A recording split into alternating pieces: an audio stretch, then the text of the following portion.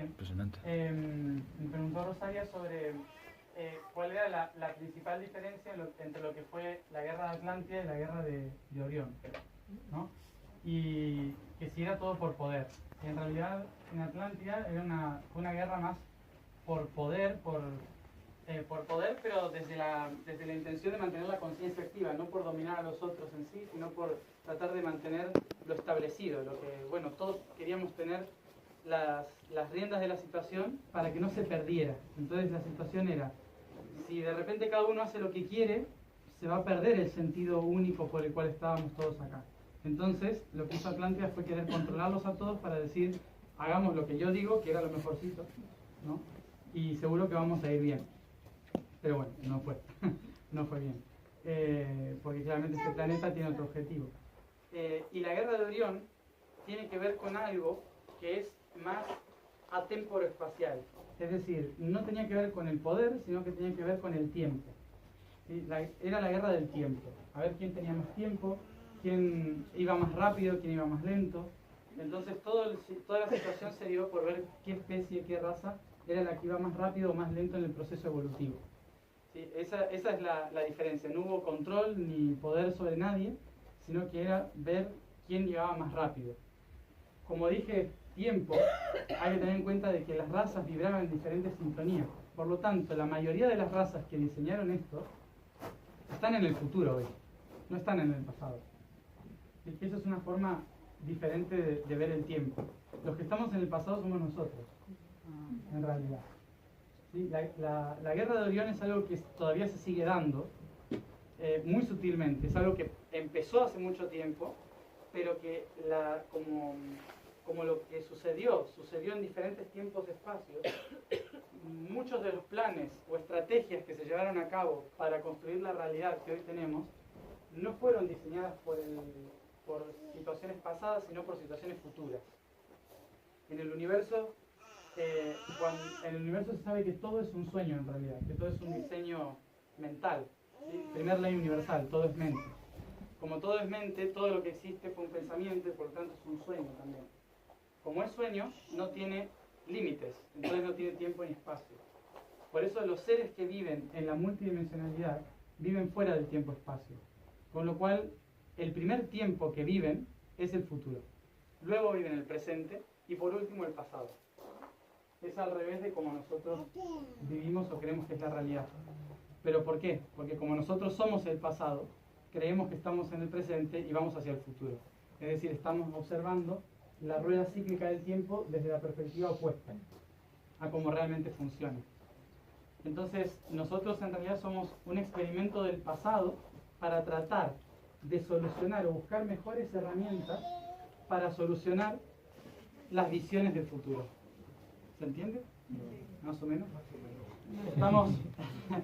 Es decir, estamos desde el pasado buscando soluciones a la guerra. ¿Sí? Desde tratar de integrarnos todos juntos para que esa guerra no se siga repitiendo a futuro, que es donde está pasando. Por igual, todos los guías y todos los seres que nos van guiando somos nosotros en el futuro. Exacto. Cuando nosotros hablamos de guías y maestros, en realidad no son seres separados a nosotros, sino que son nosotros mismos en diferentes planos vibracionales.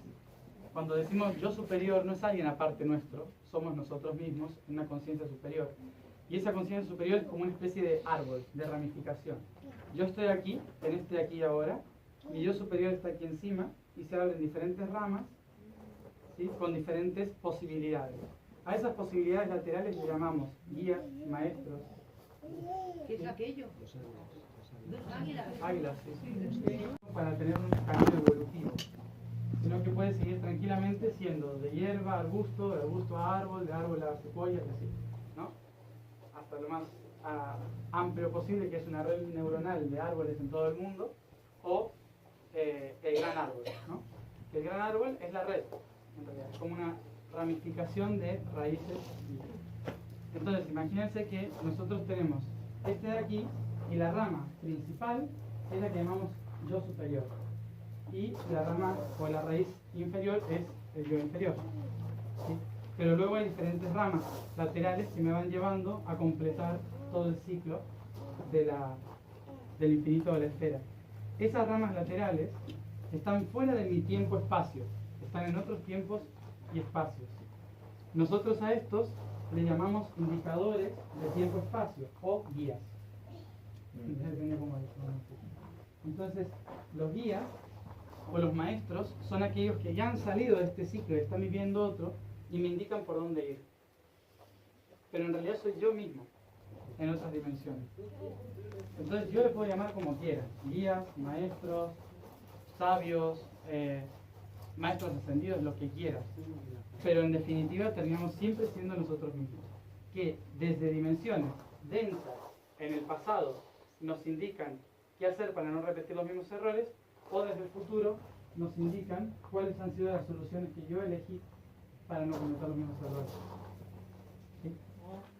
Entonces hay muchos dios superiores. O solamente hay Hay solo uno.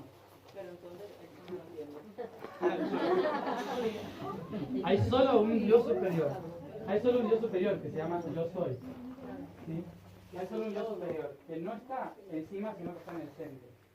De ese se proyectan todos los otros seres superiores. Es como decir, yo tengo un sol, ¿sí?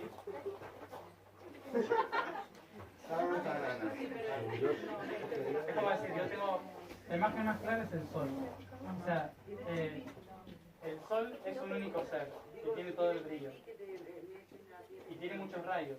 ¿Sí? Bueno, cada uno de esos rayos es como si fuera un ser superior, pero forma parte de una única realidad, de un único ser. ¿Se entiende?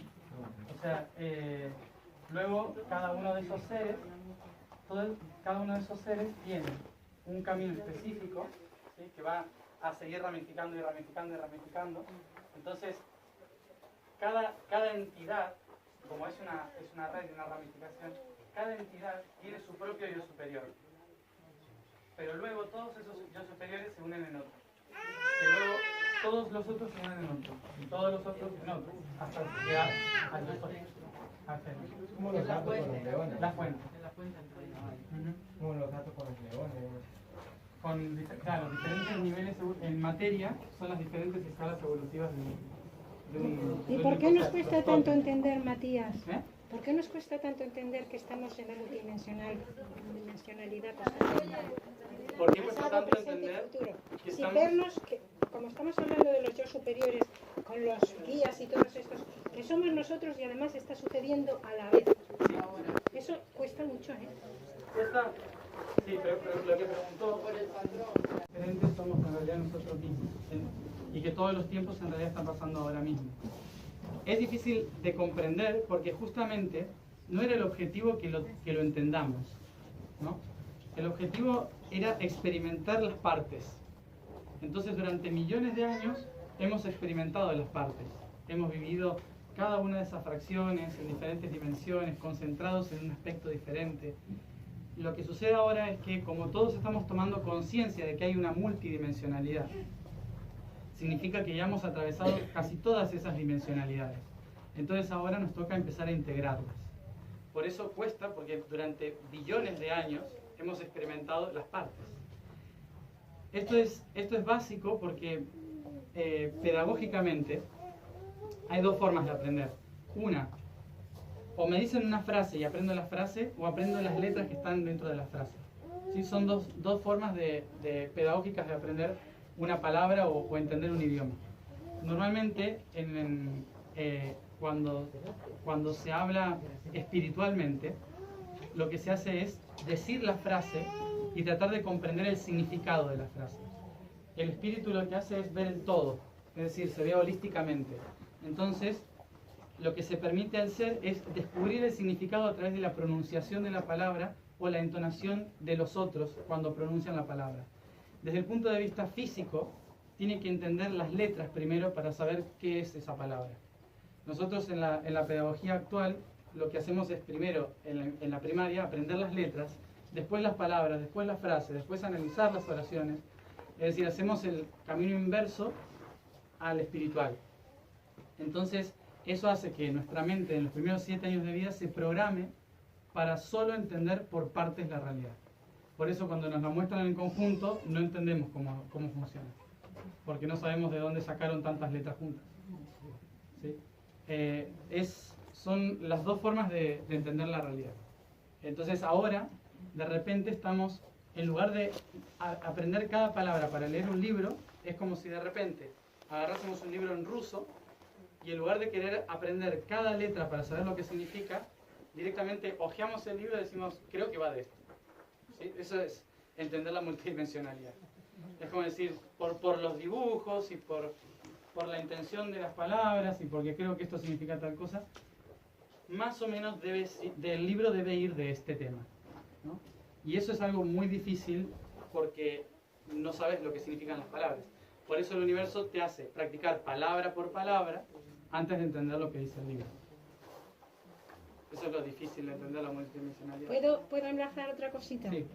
Cuando nos propusiste que viéramos La Llegada Ah, sí, la película. y dijiste, ya comentaré y me entenderéis. ¿Vieron La Llegada, la película? Sí. Buena pregunta. ¿Alguien no la vio? Spoiler. ¿Se la reventamos o no? Sí, ¿qué pasa? ¿Eh? Lo digo por la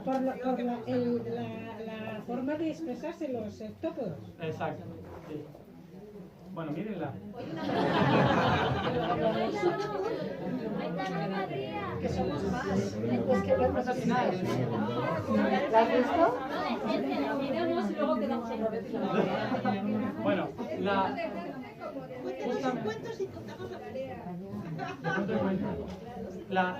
en relación a la película, algo interesante de la película en sí es que justamente va de esto, ¿no? Va de una especie de extraterrestre que llega del futuro, ¿sí? En realidad ellos interpretan la realidad solo observándola atemporalmente. Su forma de entender la realidad es sin tiempo-espacio, por lo tanto todo es en el mismo momento. Pero observándolo todo, saben qué van a necesitar unos, qué van a necesitar los otros, qué necesitaron los otros. Entonces, la trama, digamos, es que estos seres aparecen de la nada y entregan a diferentes partes de la humanidad, concretamente 12, ¿sí? 12 partes de la humanidad, 12 países diferentes, les entregan una parte del mensaje a cada uno. ¿Con el objetivo de qué? De que el mensaje solo pueda ser leído si todos suman las partes. Pero como son todos países, no se pueden ni ver. Entonces uno quiere entrar en guerra, el otro quiere atacar, el otro no sé qué. Entonces ahí está el conflicto. Que el tema era que estos seres venían de otra dimensión con el objetivo de entregarles una herramienta a la humanidad para entender el tiempo-espacio y poder hablar en función del tiempo-espacio. Entonces le dan la herramienta más importante para entender el tiempo-espacio, que es el idioma, ¿no? Entonces le dan una herramienta fundamental, que en realidad es eso, es el hablar, la palabra. Pero es una forma de hablar en la cual se maneja a través del tiempo, ¿no? Es decir, que uno al leer unas palabras está viendo el futuro, el pasado y el presente al mismo tiempo. Entonces, por eso es difícil de entender al principio de la película, porque toda la película está pasando en futuro, presente y pasado al mismo tiempo. ¿Te das cuenta al final? Ya no. Entonces, es una muy buena película, hay que ver 2 o 3 veces para darte cuenta cuál es la trama, ¿sí? Y que en realidad te está explicando todo esto, ¿no? Está dándole en el cine el mensaje de el tiempo es circular, no es relativo y la herramienta más importante es el idioma, y la única forma de poder colaborar con todas las especies es juntos, unidos, hablando el mismo lenguaje que es el tiempo. ¿Qué? Bueno, mi pregunta. ¿Cómo utilizaban las emociones la clase alta del Antiguo Egipto para hacer ese motor que ayer nos explicabas, ¿no? Que te hacía todo el canal de iluminación? Porque claro, nosotros ahora, bueno, por lo menos yo, no sé el resto, primero te permite sentirlas, porque ya te han dicho que no las tienes que sentir. Una vez que las sientes y empiezas a poner conciencia, empiezas a ver para qué sientes esas emociones y tal. Pero claro, luego dices, ¿qué hago con esta emoción? Pues se la entrego a la tierra. Y andamos ahí entregando las emociones. ¿Cómo hacían ellos? O sea, ¿qué utilizaban para poder hacer esa combustión? Bueno, era un proceso largo, en realidad, porque el proceso de de aprendizaje, de utilización de la emoción, era un proceso que llevaba bastante tiempo, con mucho debate interno, mucha meditación y obviamente mucha evaluación. ¿En qué sentido? En que, en primer lugar, una de las primeras cosas que se hacía es el guardar silencio durante bastante tiempo sin ninguna persona, ¿no? Que es lo más importante. ¿Por qué? Porque empieza el diálogo interno. Cuando empieza el diálogo interno, primero nos volvemos un poco esquizoides, ¿no? Porque cuando hay mucho silencio y no hay nadie que se referencia, la única referencia soy yo. Entonces me doy cuenta de que en mi diálogo interno empiezo a tener incoherencias. Me empiezo a dar cuenta de que hay cosas que no son mías, me empiezo a dar cuenta de que hay ideas propias que no comparto, que me hacen sentir incómodo. El no interactuar me empieza a hacer sentir incómodo. Entonces en algunas culturas, justamente en esta concretamente también, lo que se hacía era encerrar en un templo a esta gente en diferentes habitaciones como los curas y las monjas, ¿no? Y en un largo silencio tenían que ir evaluándose a sí mismos, como en una especie de lista o cuenta, que hoy nosotros llamamos el rosario, ¿no? Es decir, pasando cada emoción y observando qué es lo que sienten cada una. Era un proceso para empezar a identificar de que cualquier emoción que yo estoy sintiendo en realidad surge de mí, porque estoy solo, no hay nadie a mi alrededor y sin embargo lo sigo sintiendo, ¿no? Entonces lo que producía esa sensación de estar encerrado en silencio con uno mismo es poder observar, poner de frente todo aquello que uno dispone en los otros, pero que en realidad solo surgen de ti. Entonces esa era la primera como limpieza, ¿no? Luego es el compartirlo, es el poder expresarlo a través de nunca reprimir la emoción, sino que se daba el espacio para el llanto, la ira, la agresión, se permitía el flujo de esa emoción, porque nosotros hoy venimos de una cultura de represión de la emoción, en el cual, por ejemplo, cuando alguien está mal, se lo abraza y le dice, no llores, ¿por qué no llores? ¿No? Hay una cultura instantánea de decirle, no llores, todo va a estar bien. No está bien. Aquí y ahora no está bien, deja que llore, ¿no? Hay como, entonces, en el proceso de purga, es importante dejar sentir el dolor, de que si hay ganas de morirse, sienta esas ganas de morirse. O sea, no se puede bloquear ningún proceso emocional, porque al momento de bloquearlo o decir todo va a estar bien, el cuerpo no interpreta que va a estar bien, porque el cuerpo es presente. Como el cuerpo está viendo el presente, solo siente que todo está mal. Entonces, lo que solo se puede hacer es permitirle sacar todo eso hacia afuera. Y en realidad, todo conflicto emocional nace de una acumulación de energía. Cuando hay un flujo correcto de energía, no hay ningún trauma emocional. Porque al estar todo el tiempo expresando lo que siento, ¿no? Me siento un poco más liberado. Digamos, por eso también, por ejemplo, los niños lloran, pelean y al instante ya lo solucionaron porque lo sueltan todo. Los niños y los viejos, ¿no? Que en cierta forma es como que uno no entiende la cultura social y los otros ya les da igual. Entonces, son los dos extremos que empiezan a liberarse de los patrones sociales, no en todos los casos, pero más o menos debería ser así, en que nos olvidamos o no entendemos esto de reprimir una emoción. Y si se fijan, claramente los niños al instante solucionaron todo el problema una vez que lo expresaron todo. A nosotros con la edad se nos va reprimiendo esto. Entonces, nosotros como adultos ya es un poco más complicado porque tenemos celularmente incorporada la cultura.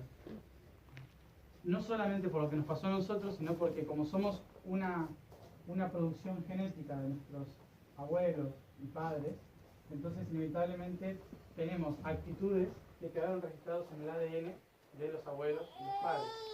Entonces, por más que queramos sanar nosotros hoy, tendríamos que hacer una sanación completa. Una de las sanaciones completas que se hacía era el cambio celular completo.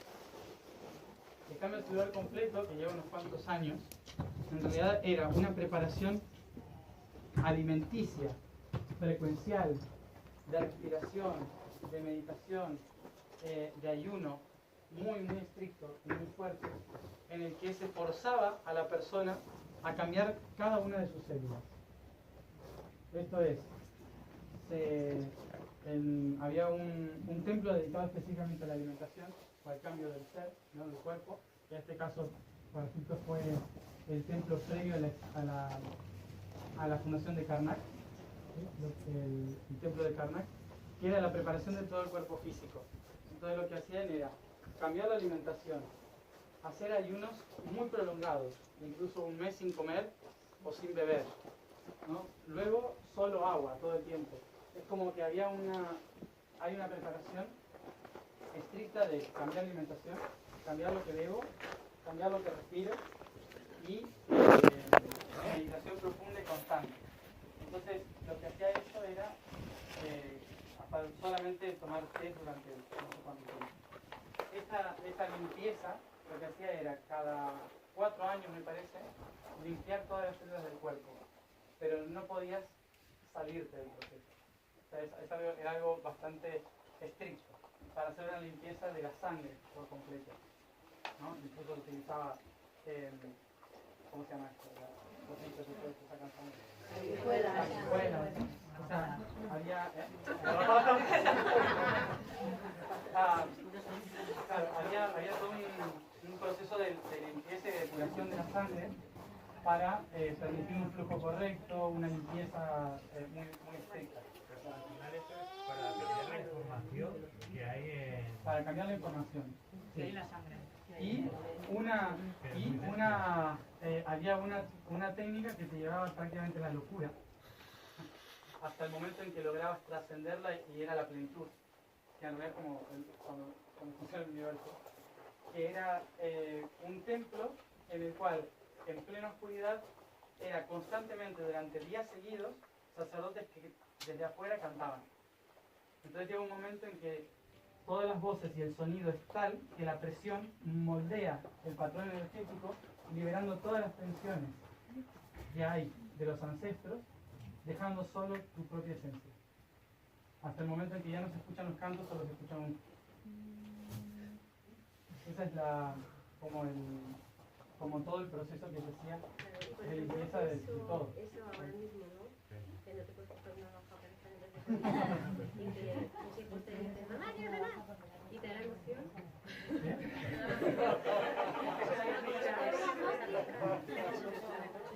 Para generar... Eso era lo que hacía en la antigüedad. Ahora, acá... Pues la idea es esta, ¿no? Que poder sacar la esencia de la información. Perdona, ¿qué te pasas acá? El templo donde se hacía el tema de la computación y sonido. Esas son las pirámides más famosas. Las pirámides, cámaras de pirámides.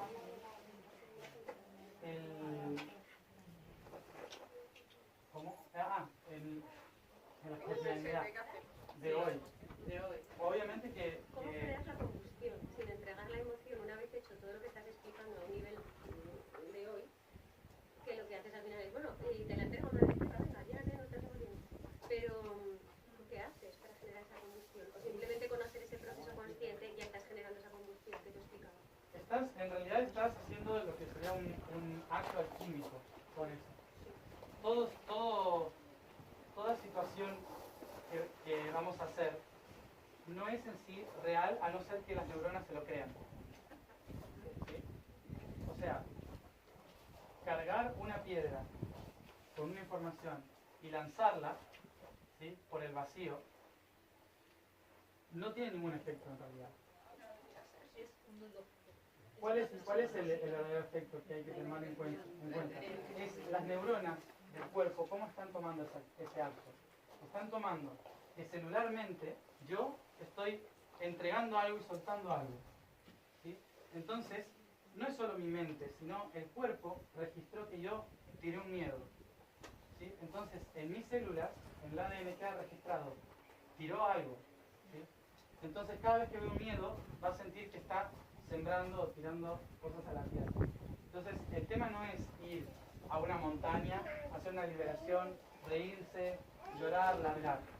Eso no es lo que hace la liberación.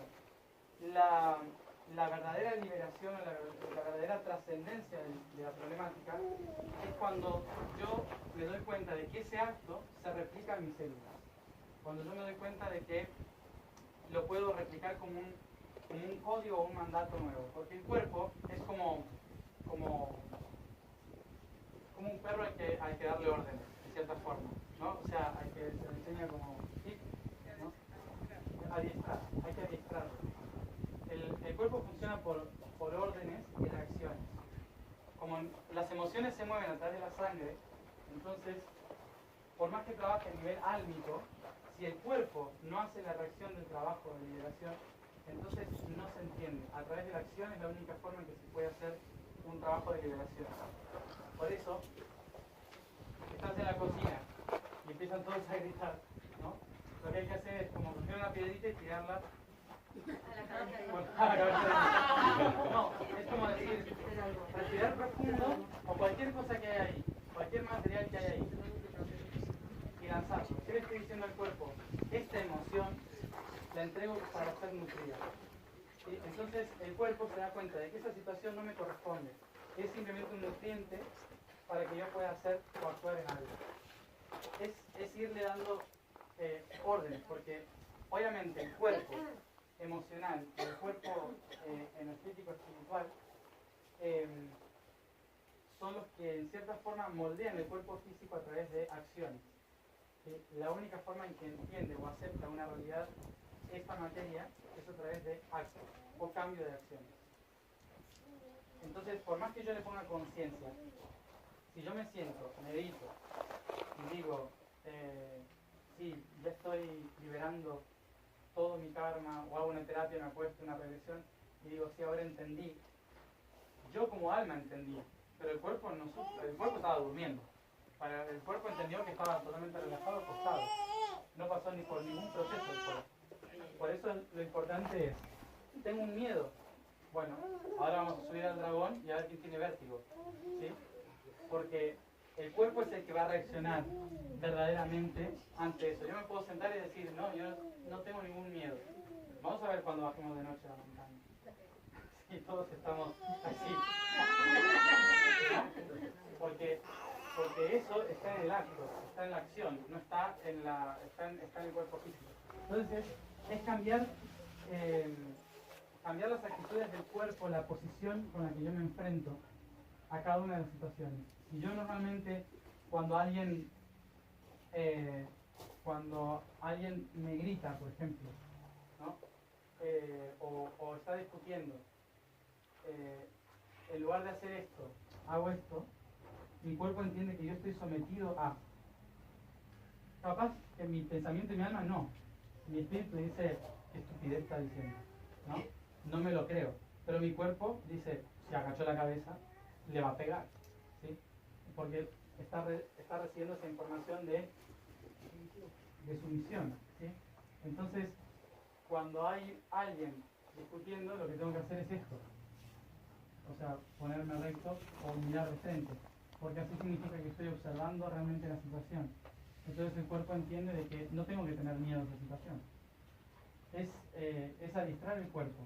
Y eso se replica después genéticamente. Entonces las células empiezan a replicar, ¿no? Diciendo, hay que estar recto en el momento de tal cosa. Y cuando me pongo recto, inevitablemente todo el flujo de la energía no se bloquea acá cuando agacho la cabeza, sino que sigue. Entonces, al seguir el flujo de energía, las emociones se retroalimentan. Es reeducar el cuerpo a las posturas y las posiciones en las cuales yo... No, por ejemplo, algo que tú quieres cambiar porque sabes que no te está permitiendo evolucionar en ti de un acto que tú hagas habitualmente. Por eso tienes que anotarte. Primero, observarte en todas las situaciones que has estado, en esas circunstancias, qué postura, qué palabras, qué emociones han surgido, ¿no? ¿Cuáles son las que se repiten concretamente? Si estoy dando la espalda, si estoy mirando para el suelo, o sea, ¿cuáles son las tendencias que yo tengo? y luego tomar el valor o el coraje de que cuando vuelva a surgir, hacer lo opuesto o cambiarlo, cambiar la postura o estar en una perspectiva diferente. Como probar otras opciones. Sí, probar Claro, otras y al opciones. principio no lo sientes, es como si lo sintiera. Claro, porque es educar el cuerpo. Educar el cuerpo es, no lo siento todavía, pero mi mente sabe que si yo cambio la postura de mi cuerpo le va a decir a las hormonas que tienen que actuar de una forma diferente y por lo tanto cambia la emoción. Porque la emoción en realidad no es... la emoción viene por dos lados. Un mandato espiritual, por una cuestión kármica, y la otra por una reacción química de mi postura física. Entonces, ¿por cuál lado puede ser más rápido? Si estoy en un mundo físico, es cambiando la postura física. Si yo cambio mi patrón Y luego físico, está la sensibilidad humana, ¿no? la sensibilidad humana, ¿en qué sentido? Eso es una emoción. Y las creencias, la voz, Eso son creencias, por ejemplo, la sensibilidad humana es una creencia. ¿Quién es sensible, yo o el otro? Es una creencia. ¿Sí? Son todos patrones de creencia. Y en realidad las creencias son los que manifiestan la realidad que existe. Entonces, no es que estén mal, sino que cuando una creencia está bloqueando un patrón. Porque en realidad hay que entender que muchas veces cuando nosotros decimos me quiero liberar de todos mis patrones, me muero básicamente. Es así de fácil, ¿no? Porque nosotros para nacer en un mundo físico necesitamos un patrón.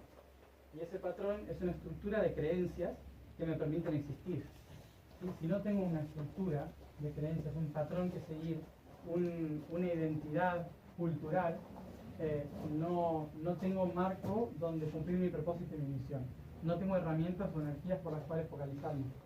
Entonces, los patrones y las creencias son buenas para esto. Ahora, no son buenas las que cuando estoy sabiendo cuál es mi propósito y mi misión, me bloquean o me retienen en el proceso de realizar. Entonces, esos son los que hay que rever, evaluar y cambiar la postura. Todos los otros no. Porque cuando o sea, la liberación de todos los patrones es la trascendencia de la vida y por lo tanto la muerte. O sea, no tiene sentido hacer un proceso constante de liberación, porque justamente las herramientas que elegí son una especie de patrón, de una estructura, ¿no? Entonces, la clave fundamental en todo esto es, primero, aceptar que hay patrones, creencias, estructuras, limitaciones, y sobre todo comprender de que yo las creé para poder realizar mi vida. O sea, esto es, yo diseñé esto, y por lo tanto todo bloqueo o piedra que me encuentre en el camino, yo lo puse ahí. La cuestión es, ¿yo lo necesito eso ahora o no lo necesito? Si no lo necesito, tengo que ver las formas de mover esa piedra o de cambiar el sendero, ¿no? Pero soy yo el que lo diseño. has hablado de la postura corporal. De toda la realidad. Nosotros, pero eso ya es lo que se llamaría decreto. O sea, un decreto. El decreto es cuando frecuencialmente afirmo en todas mis células algo global para todos. Mientras que la postura está modificando una circunstancia o situación, las palabras o decretos se manifiestan en todas las células. Es una herramienta más poderosa. Pero la herramienta de la palabra, del verbo, es una herramienta en el cual, primero, para poder lograrla, utilizar como verdaderamente co-creadora, tengo que estar coherente en los tres cuerpos. O sea, no están alineados en lo que yo quiero decir. Entonces va a haber una disonancia y no se va a cumplir o no se va a plasmar de la manera que yo lo digo, porque lo estoy diciendo desde ese desequilibrio. ¿Sí? O sea, lo que digo, lo que siento, lo que pienso, concordante con lo que estoy pensando. Exacto. Sí. Solo así funciona un cambio de patrón Mi general. propia realidad. Exacto. Sí. Así creo mi propia realidad. Pero eso es algo que también me había preguntado por acá. ¿Qué es mi propia realidad? Eso es otro día también. Porque normalmente nosotros decimos yo pero en realidad recordamos que todos somos uno. Entonces, yo solo soy una perspectiva del uno. Entonces, yo no existo como un ente separado de los demás. Por lo tanto, cualquier cosa que co-creo para mí, lo estoy co-creando para todos los que están a mi alrededor. Y los que están a mi alrededor co-crean inevitablemente lo que yo soy ahora. Entonces, por más que yo quiera hacer otra cosa, no solo voy a hacer lo que yo quiera, sino también el resultado de lo que los otros perciben de mí. ¿No? Por eso mismo es difícil salir de esto. A mí me encantaría atravesar paredes, pero todos ustedes creen que no puedo.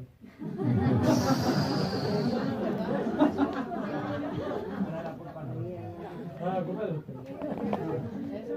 Yo también tengo mi patrón de que la piedra es rígida y que el magnetismo me impulsa lo opuesto.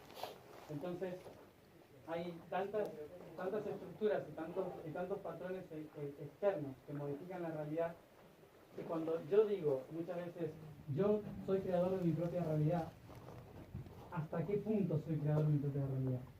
¿Sí? En realidad, yo soy creador de mi propia realidad en tanto las conciencias que están en relación a mí están resonando con esa nueva realidad que yo estoy creando. ¿Sí? Porque un pensamiento no nace solo por una neurona, nace por la sinapsis de varias neuronas. Entonces, se necesitan muchos pensantes para crear una realidad. Por esto mismo, cuando yo digo, yo soy un individuo co-creador de mi propia realidad, después me doy cuenta de que sigo teniendo los mismos problemas que mis ancestros, que sigo repitiendo patrones, que la gente me sigue llamando igual que antes, o sea, que me voy a una situación de mi infancia y nada había cambiado, ¿no? Digo, si yo creo una nueva realidad para mí, claro, pero toda la estructura que existe, a mi alrededor, todavía manifiesta algo diferente de mí. Pero eso no son más importantes los medios de comunicación, ¿no? O comunicación entre todos. No, me refiero que, ¿sabes? Por ejemplo, las noticias, que a veces se crean noticias que no existen para que la masa... Y la conectada. Que, por ejemplo, obviamente lo que más se ve en la televisión es miedo, terror, ¿no? Y todo esto. Entonces eso genera en el inconsciente colectivo una necesidad de miedo y terror, ¿no? Una necesidad de sentirse protegido, de sentirse separado, cuidado, perseguido también. Entonces es la creación de la realidad colectiva. Ahora, por más que haya millones de personas, esto es algo que se usaba en la antigüedad también, de una forma que hoy lo podemos ver un poco inmoral, ya que el humano se le ocurrió crear la moralidad hace unos 2000 años. La moral es una práctica que trata de regular, ¿no? Pero energéticamente no existe la moral, ¿no? Existen las leyes universales, las 7 leyes básicas de la creación.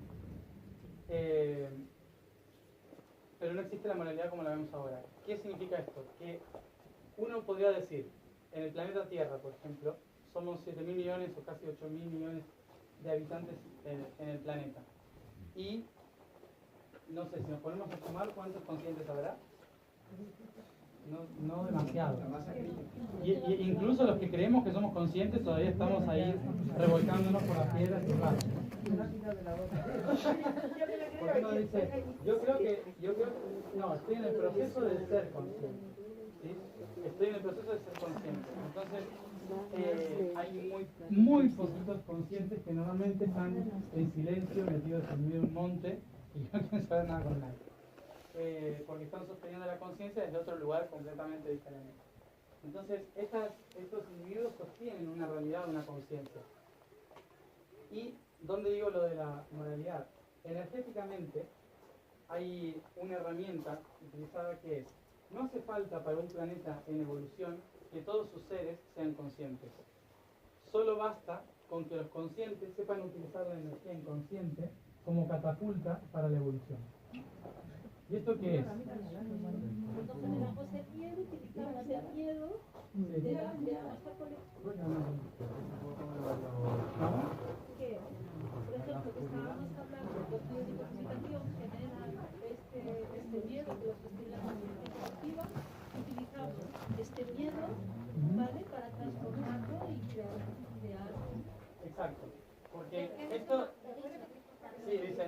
eso es como si en el inconsciente colectivo se está generando mucho miedo y las personas conscientes utilizan el miedo como una energía para hacer exactamente lo opuesto.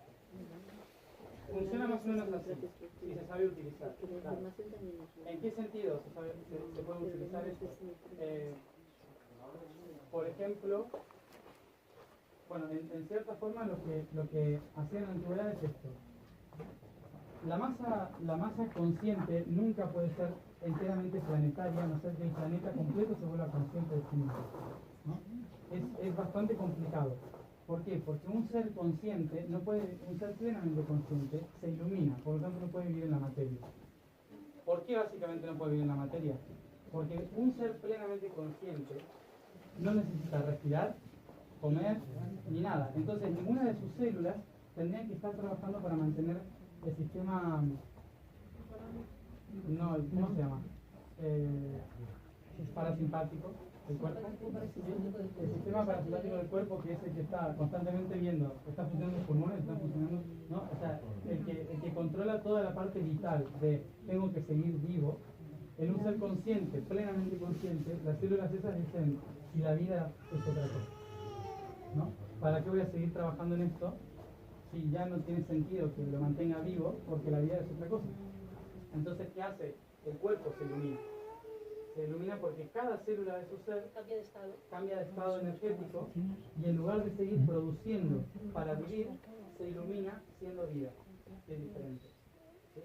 Entonces, por eso cuando alguien se ilumina normalmente no sigue cambiando, se iluminó. A muy poco les habrá pasado. Entonces, sí, entonces a estos, ¿qué se hace normalmente? Lo normal es que las personas que están en vías de evolución consciente utilizan la energía emocional de las otras para usarla de catapulta. Entonces, una persona o dos de retroalimentación. de retroalimentación. Esto es lo que funcionaba en la red. ¿Qué hacía la red planetaria? Utilizaba la energía emocional de todas las personas. ¿Para qué? Para que la persona consciente o conscientes que se pusieran en los diferentes puntos de la Tierra aprovechasen ese nutriente energético como combustible para abrir o expandir la conciencia para todos, ¿no? Entonces, ¿qué simboliza esto? Que si estamos en un mundo físico, va a haber personas que todavía necesitan producir alimentos, porque hay células que todavía están buscando la vida, ¿sí? Hay células que necesitan respirar, hay células que necesitan... Entonces, a la diversidad de este planeta es lo mismo que nuestro cuerpo, con todas las células tratando de hacer funcionar un órgano específico. Entonces, en esta forma de entender la vida, no tenemos por qué los 8.000 millones y medio de habitantes iluminarnos para que el planeta se ilumine. Con que la parte de la conciencia sepa respetar el proceso de todos los que están haciendo su parte, porque yo no puedo pensar si tengo hambre. Entonces, tiene que haber seres que trabajen para solucionar el hambre para que yo pueda pensar tranquilamente. Entonces, en un cuerpo biológico consciente como es este planeta, inevitablemente se necesita inconsciencia. Que la inconsciencia no es mala. La inconsciencia lo que significa es que no es plenamente consciente del todo, porque es consciente de una parte. O sea, son conscientes de una parte. Cuando uno es consciente del todo, pasa al nivel del sistema nervioso autónomo, empieza a tener relación con todas las partes, ¿no? Entonces, cuando uno pasa al nivel, a este nivel, desaparece la desesperación de querer que todos se iluminen, ¿sí? O de que el mundo se salve. Claro, solo te ocupas de ti Solo y te cambias ocupas- tu entorno. O sea, Exacto. tú hacia adentro, con esto cambias tu entorno, Reflejándolo. reflejándolo y por mimetización cambiamos todos. Exacto, sí. Los que necesiten cambiar en ese Sí, nivel. sí. Claro. Mientras tanto, Sí, lo eliges. mientras tanto, cuando se hace un impulso de energía, lo que se hace es aprovechar la conciencia de todas las personas que están fijándose en ese mismo punto desde la inconsciencia y se ilumina. Por eso, la mejor manera, por ejemplo, de hacer la tarea de la creación planetaria es que haya un futbolista con una pelota de fútbol. Sí, sí, en un campo de fútbol, Valencia-Madrid. Sí. Ahora Madrid, ¿qué decir? Pero fíjense que la pelota es el ico, es el icosaedro y dodecaedro planetario. ¿Sí? O sea, son hexágonos y 12 pentágonos que conforman la red de conciencia planetaria. Si un futbolista muestra el mundo dentro de eso con una pelota, es muy simple la imagen. Hay millones de personas que están viendo la red. Es así de fácil. Entonces, ¿qué hace eso? Que cuando se trabaje sobre eso y se muestre esa misma pelota en todos lados, el inconsciente colectivo va a estar nutriendo en cada partido de fútbol a la red planetaria. Ellos van a estar mirando un partido de fútbol. Oye, ¿y te sucede entonces? Claro que sucederá, claro. El Real Madrid, la hemos... Entonces es aprovechar la energía emocional, ¿sí? Aprovechar la energía emocional para un propósito colectivo. Por eso no significa solamente que tienen que evolucionar para cambiar, sino que tienen que redireccionar esa energía hacia un punto consciente. Sin necesidad de saber exactamente qué es lo que están haciendo. Por eso decía, no es moral desde el punto de vista actual, ¿no? Desde el punto de vista antiguo es una cruz. Nadie entendía que era la cruz, pero para todos era una cosa de iluminación. En realidad era una cruz porque para los romanos era más barato con un palo. Eso es un símbolo de economía de castigo, básicamente, pero para todos es una iluminación. ¿Ah? La tecnología famosa de la Atlántida se basaba mucho en las emociones. ¿O era La energía de los atlantes utilizaban, no en sí la tecnología era emocional. Lo que sí se hacía era que los sacerdotes que manipulaban la tecnología atlante tenían que pasar por el proceso de expresión emocional. Es decir, este proceso del que hablé durante tanto tiempo para la preparación empezaba a los 7 años de vida. Es decir, que a los 7 años era la primera vez que se les ponía en una cámara oscura. A llorar, a tener miedo, un montón de cosas. Para que cuando salieran con una visión diferente de la vida. Los primeros 7 años de vida se enseñaban las emociones. Entonces, el último día, o el último año, el 7, lo que se hacía era incorporar todo el conocimiento sobre lo adquirido en el primer septenio. La práctica para ser sacerdotes empezaba desde muy niño, desde muy pequeño, porque se sabía que era el momento más importante que iba a definir el resto de su vida. Entonces, primero era el proceso emocional con el grupo, y luego, una vez que se encontraba el equilibrio emocional durante los primeros 21 años de vida, a partir de ahí se empezaban las prácticas sacerdotales hasta los 30 y algo, que le habilitaban después para formar parte de la tecnología atlántica, que tenía que ver con el verbo. Entonces decían, el verbo solo puede ser pronunciado por personas que están en equilibrio, cosa que hoy es casi imposible, ¿no? Pero aprender las herramientas del equilibrio permite utilizar el verbo en otro lugar. ¿Y se puede llegar a dominar las emociones de esa manera? No dominar, redireccionar. Sí, hay que acordarse que las emociones son energía que tiene un cauce de agua. ¿Sí? Hay que redireccionar, no hay que bloquear ni controlar. Sí, por eso decía, con las vocales, por ejemplo, lo que se hace es ir direccionando, como guiando ese agua, ese flujo, para que vaya pasando hacia todos los mundos. ¿Cómo? Sí. Yo pensando, todos somos seres emocionales.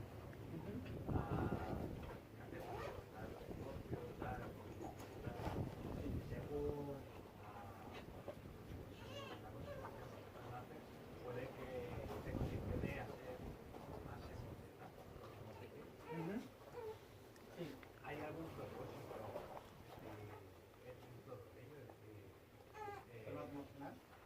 ¿O no? o sea, que por ahí es que me está surgiendo la pregunta justo cuando Me preguntaba si en la es selva como... el mismo trabajo al final, lo que pasa es que es una forma... Sí, en la selva con un signo u otro, si tiene un propósito, es que unos signos o cierta condición estelar se haga más emocional. Entiendo que es para hacer un propósito, que hay una historia personal ahí. Sí, obviamente que hay hay un proceso colectivo dentro de lo que es un signo, y después está el proceso personal, que viene en función de lo que tu espíritu diseñó para tu vida, lo que tu alma ha vivido en otras vidas, que trae aquí, y el diseño físico, que es el que se moldea a partir de la condición estelar. Ese es lo que podemos ver en una carta astral, por ejemplo, ¿no? Exacto. Y en el social, el propósito colectivo, que Está ahí también. Está ahí también. O sea, todo lo que es dentro del diseño estelar, todo tu propósito, tanto personal como colectivo, está ahí, en ese mismo diseño. Y cualquier emoción, cualquier karma, cualquier herramienta que tengas en ese diseño, es una herramienta. No hay, para el universo no hay nada que sea un problema. Para el universo todo es una herramienta de aprendizaje. por lo tanto, que un signo sea más de agua, por ejemplo, tiene una connotación más emocional, simplemente es puro personal. Sí, su propósito personal puede que en definitiva termine colaborando. Un poco más, ¿no? Si uno se prepara el camino. Vale, vale. Concluyendo el tema de las emociones, aquí el tema que realmente nos interesa es cómo se redirecciona esa emoción que se ha generado ante un proceso de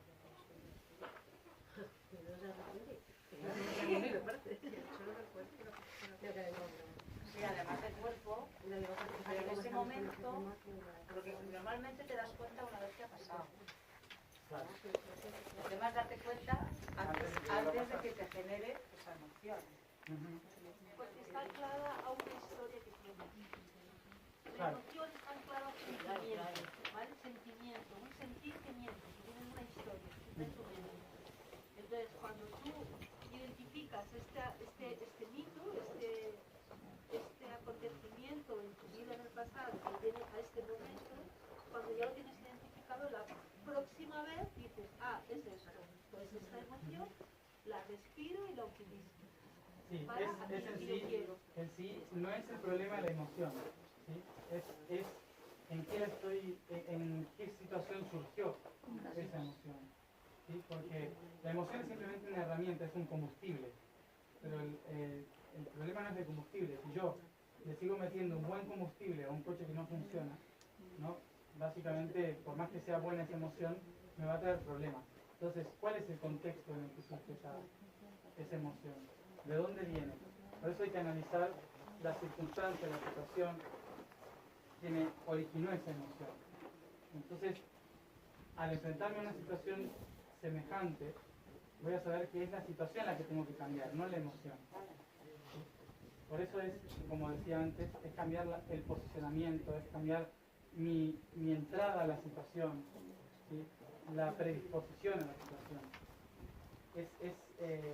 Es decirle al cuerpo, no voy a entrar desde el mismo lugar que siempre entré. Si yo ya sé de dónde surgió esa emoción, por la circunstancia en la que sucedió por primera vez, entonces la próxima vez que me voy a acercar a algo así, en lugar de... La emoción lo que viene a hacer es recordarme, recuerda que eso fue malo, ¿sí? Entonces es solamente un recordatorio. Pero si yo ya recuerdo previamente cuál fue el conflicto, la emoción, desde la conciencia, la emoción no tiene por qué volver. Porque la emoción es solo un recordatorio de cuando no estoy siendo consciente de que está pasando lo mismo. ¿Sí? Ahí entra la postura. Ahí entra la postura de decir, tengo que cambiar mi posición ante esto. Sí, pero además, cuando has dicho que colectivamente se genera una emoción, pues se puede redireccionar y utilizar para otra cosa. ¿Eso cómo se hace? Eso, bueno, en el caso de las activaciones, por ejemplo, cuando hemos trabajado con las activaciones trayendo la energía de África, del Medio Oriente, lo que se hace en ahí... un partido de fútbol, pues sabes que se genera un montón de emoción. Muchísima energía. Lo que se hace ahí es tomar esa fuerza, ¿sí? Esa fuerza energética cuando se hace por ejemplo, cuando una activación que hicimos que se hizo en Brasil durante el Mundial, por ejemplo, ¿no? Que se aprovecha la energía concentrada de todo el mundo en un solo lugar para hacer una activación en el Cristo. ¿Por qué? Porque todo el mundo estaba viendo esa imagen. Entonces, no es que se va a un fútbol, sino que no se va a un partido, sino que se utiliza la energía del ambiente y el símbolo más visual en el que todos se referencien por lo que está sucediendo en ese momento. En un punto específico, ¿no? Cuando se habló ¿cómo se llama esto? Del Mundial de Fútbol en Río de Janeiro, uno dice Río de Janeiro, la primera imagen que viene el Cristo. Entonces todo el mundo que pensó en Río de Janeiro, en su mente está ese diseño. Por lo tanto, si cambias frecuencialmente ese diseño, entonces también cambia la conciencia de todos los que están observando en ese instante.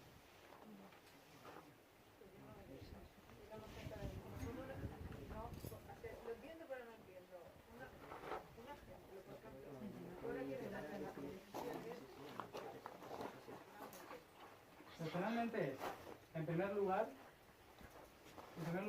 para esta activación lo que tienes que hacer es tener en cuenta de cuál es el objetivo por el cual lo vas a hacer.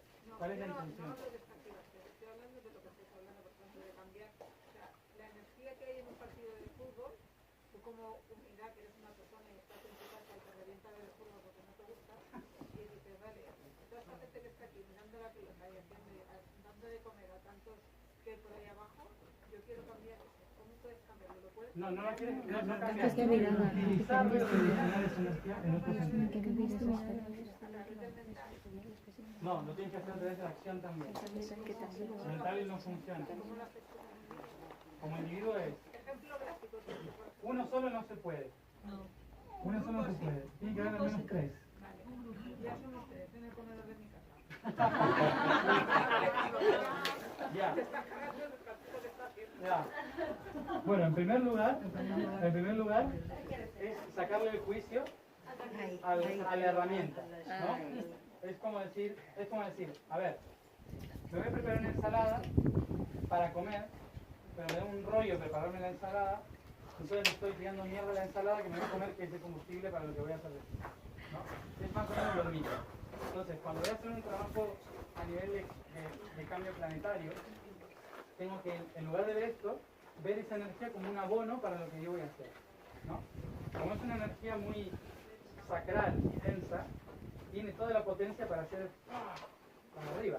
Que yo a lo mejor, por ser tan pleyadiano y tan así, estoy tan volando que de aquí para abajo no tengo nada, ¿no? Entonces estoy flotando en los aires, pero no hago nada porque no tengo la potencia energética para crearlo. Eso es lo que, por eso mismo la oscuridad es tan importante en la realidad, porque la oscuridad es la que dice, muy bonito todo este cuento que te has creado, pero si no lo anclamos, si no haces nada, ¿de qué vale, no?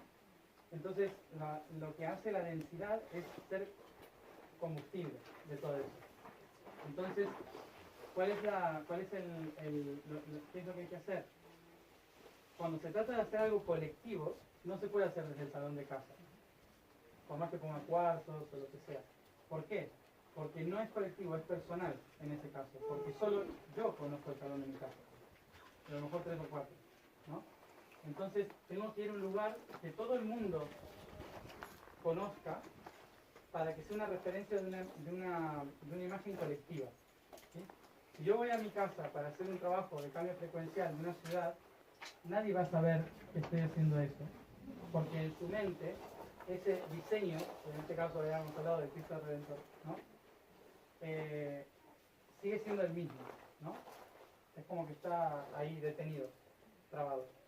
Ahora, si yo me voy de mi salón de casa al Cristo con esas 3 personas o más y empiezo a hacer una ceremonia de transformación frecuencial a través del canto, a través de la intención, a través del movimiento, a través de que mi cuerpo tome la energía de un punto para cambiarla en este otro punto, tome esa energía desde ese lugar, ancle un cristal en ese sitio para que quede físicamente anclado, no mentalmente, sino físicamente, por eso ponemos cristales, ¿sí?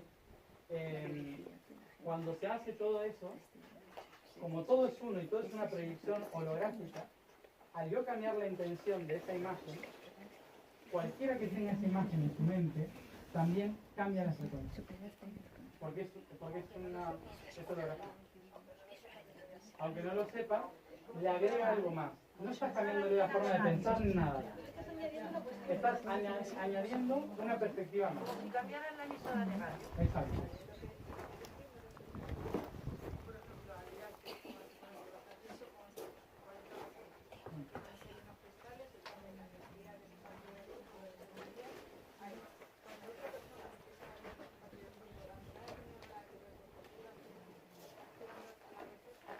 está cambiando en la perspectiva de la conciencia colectiva eso. Pero claro, si vas un miércoles a la tarde donde no está pasando nada en el Cristo Redentor, no va a funcionar tampoco. Tiene que ser un momento en el que todos estén mirando ese lugar. Exacto. Por eso se buscan momentos específicos para hacerlo, ¿no? En ciertos lugares. Esto a nivel colectivo o en la familia con objetos que conoces sobre la familia, ¿no? Dependiendo. Pero tiene que ver con que se tiene que hacer en ¿Por qué decías que 3 mínimo? 3 mínimos porque es la energía básica para generar un acorde. O sea, un acorde frecuencial alto, medio y bajo. ¿Sí? Y lo que hace es crear las 3 frecuencias y crear la malla que es un triángulo. Entonces, esa es la base estructural de cualquier fundamento energético. Uno solo genera direccionada la energía. Otro, de frente, genera una especie de infinito, pero el tercero genera la tercera opción. Entonces, sonido, luz y forma terminan siendo los 3 patrones de la creación. Por eso, para hacer un trabajo firme y que se ancle potentemente, tiene que ser mínimo 3 personas. Para que sea. Esto puede ser desde el punto energético o no. O sea, esto puede ser simplemente cambiando algo en un lugar, empezando algo con 3 personas. O sea, no tiene por qué ser sentarse y hacer sino que puede ser simplemente cambiando la música de un sitio, cambiando las cosas del lugar, haciendo una activación significa ponerle movimiento y un cambio en la perspectiva de lo que hay en el inconsciente colectivo de la gente. O sea, 3 personas podrían crear una revolución en cualquier tipo de organización. Exacto. Creo que por eso es tan importante Facebook, ¿no? Que cuando va a un lugar, aunque vaya solo, pero luego dice, estoy aquí activando tal. Exacto. Y entonces, Por más que estés solo en ese lugar, la importancia de hoy de las redes es, como cuando yo iba a cualquier sitio, estoy aquí, dentro de un rato voy a hacer tal cosa. No somos 3, no, somos 5.000, a lo mejor, conectados en ese momento. Por más que esté yo solo ahí, hay 5.000 personas. En nuestro caso, ¿qué? ¿Por qué? Bueno, digo porque Facebook es como una red. Bueno, mientras sean 3, todo está bien. Con los niños también se redireccionan las con los niños lo importante es no reprimirle ninguna emoción, sino que siempre preguntarle qué es lo que le ha hecho sentir eso. Pero cuando ya tiene esa emoción.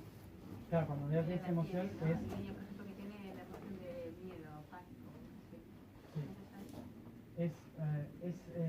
nunca reprimirla, es siempre conversarla y darle espacios donde pueda él mismo crear las situaciones de conflicto. O sea, como decirle qué te haría sentir mejor, qué necesitas cambiar para estar más seguro, siempre como hablando, nunca diciendo, pero si no es que no hay nada, eso no, porque siempre hay. Claro, sino que siempre preguntando qué crees que sería lo mejor o cómo te puedo ayudar, pero nunca juzgando lo que está pasando, nunca reprimiendo lo que está pasando, siempre dejando que busque sus propias herramientas para poder llevar. simplemente acompañándolo. Acompañar es lo más importante, porque muchas veces uno por naturaleza no quiere que el otro sufra, ¿no? O la pase mal, pero muchas veces eso que está sufriendo o sintiendo ahora es la práctica o la herramienta que le va a permitir ayudar a otros más adelante, ¿no? ¿Por qué? Porque para ayudar a otros primero tengo que sentir lo que sintió el otro, si no, no tiene sentido. Yo no puedo ayudar a otros si no he pasado por esto. Entonces está pasando por algo que le va a servir como experiencia para decir, mira, a mí me pasó esto. Entonces bloquear que le pase tanto algo malo como algo bueno impide que sume una herramienta más en su proceso evolutivo. Por eso acompañar es lo mejor que uno puede hacer en cualquier tipo de proceso. Bueno, es una teoría, una pregunta. Tal y como yo lo veo, todo esto de las emociones, ¿no? Es para que fluya tenemos que tener el canal central limpio, ¿no? Pues tal y como yo lo veo es el pulso de la Tierra, ¿no? Es un pulsar, que es una señal electromagnética Tierra y el resto, ¿no? De manera espiralada. Entonces es lo que igual en espiral pasa a través de nosotros, con las emociones, es decir, como el Tantra, ¿no? Que crea un circuito energético entre el Sol, que crea un pensamiento y nos crea a nosotros, y pasa a la Tierra, que crea la materia y la madre, y por otro lado luego vuelve, y vuelve a través de todo, de nosotros para estamos intentando retener y controlar determinadas emociones. Cuando es como una lucha entre el amor y el deseo, ¿no? El deseo siempre tiene ese poder de mantener, porque y el amor es simplemente cuando nada lo pertenece y todo lo deja fluir. Entonces cuando evidentemente vamos a experimentar esas emociones, estas transformaciones que está en el medio de la tierra, en el alma, y realmente dejarlas salir, pero no las lanzo a la tierra, yo las devuelvo una vez que las sacaré como los practicantes. Con el canal, con el equilibrio, no sé. Lo veo, lo reconozco, lo paso por aquí, lo paso por aquí y lo elevo de nuevo, ¿no? Y sigo fluyendo como un río. Si no es solo soltar para abajo. No, O sea, para nada. uno es un puente de descarga a tierra y cuando se vuelve consciente. Es como lo he vivido, gracias, lo he aprendido, lo elevo, genera una trayectoria, devuelvo. Claro. Eso te refería a las emociones, ¿no? Sí. A ver, te quería hacer una pregunta, esto va de otra cosa, ¿vale? Tipo rollo Guerra de las Galaxias. Imagínate, un escenario. Aquí un montón de ejércitos y tal y cual, y otros que estos han considerado siempre oscuros, malos y tal. Y de repente parece que estos han cambiado de actitud y han empezado a darse cuenta pues que quieren también formar parte de un plan más amplio y bueno, se reconocen cierta luz o conciencia y quieren cambiar, ¿vale? ¿Te suena que eso esté pasando? Sí. Cuéntame. Por favor. Sí. Mira, la oscuridad en sí, la oscuridad fue generada por la propia luz con la intención de observarse. ¿Sí? Entonces cuando en la materia, la propia observación, que es la oscuridad, genera diferentes circunstancias para que la luz pueda vivirse constantemente, la luz muchas veces llega al punto de decir, pero no sé si estoy queriendo ver tantas cosas en mí, ¿no? Entonces la oscuridad empieza a ser como, no, pero mírame, y empieza a llamar la atención. La oscuridad es como ese niño que provoca caos alrededor de todo, ¿no? Que lo que quiere es llamar la atención. Por una cuestión más profunda, lo que hace la oscuridad es tratar de construir cada vez más realidades y perspectivas que a la luz le sirvan para integrarse y entenderse cada vez más. Ahora, esto en la materia ha generado una división en el que la oscuridad solo nos quiere llevar a vivir situaciones densas, por lo tanto hay que rechazarla, ¿no? Y empiezan todos estos conflictos y esas guerras. Pero ¿qué pasa? En un inicio o origen, muchos de los seres que estaban en la oscuridad lo único que querían era ser reconocidos como parte del proceso evolutivo. ¿Sí? Entonces, en realidad todos estábamos yendo para el mismo sitio, pero hubo un momento en que nos empezamos a rechazar unos con otros. Era como, a ver, no me estás dejando concentrarme en lo que tengo que hacer, y el otro decía, pero si lo que quería es que justamente te deje hacer. O sea, entonces, ¿en qué quedamos? ¿No? Y llega un momento en que uno a veces cree que solo evoluciona conscientemente desde la luz, cuando no es así. Desde la oscuridad también se evoluciona conscientemente. Hay muchas formas de evolucionar conscientemente desde la parte de la oscuridad, la densidad y demás. Aquellos que empiezan a evolucionar desde la oscuridad se dan cuenta de que todo lo que han hecho en su existencia lo hicieron en realidad para colaborar con la observación del proceso. Entonces, no es en sí que quieran trabajar para la luz, sino que piden volver al centro y trabajar en la neutralidad. ¿Sí? Entonces, no es pasarse de bando, sino que es, bueno, a ver, trabajemos en conjunto. Vamos a integrar todo. Exacto. Y eso, por eso, en estos casos, se nos ha mandado a personas neutrales. Personas neutrales somos los que no hemos trabajado para la luz ni para la oscuridad. Simplemente los hemos observado. Y hemos visto que, esto es bueno para esto es bueno para esto. Y ya está. Entonces, cuando venimos